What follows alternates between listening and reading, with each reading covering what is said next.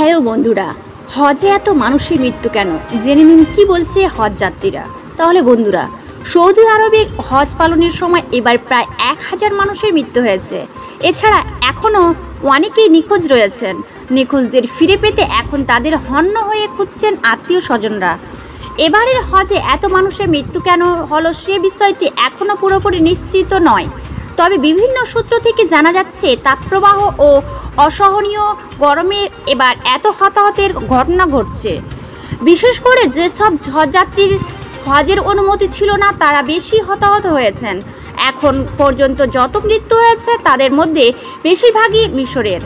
যুক্তরাষ্ট্রের সংবাদ মাধ্যমের ওয়াশিংটন পোস্টকে আহমদ বাহা নামের এক ব্যক্তি বলছেন, হতাহতের সংখ্যা অনেক ছিল, আমরা শ্বাস প্রশ্বাস নিতে পারছিলাম না। 37 বছর বয়সী আহমদ বাহা মিশরের নাগরিক, পেশায় ইঞ্জিনিয়ারের। বাহা সৌদিতে থাকেন। এবার তিনি হজের অংশ নিয়েছিলেন। বাহা জানিয়েছেন, মক্কায় ভয়ঙ্কর দৃশ্য দেখা গিয়েছিল। যেসব হজযাত্রীর অনুমতি ছিল না তারা কোনো সুযোগ সুবিধাই পাননি।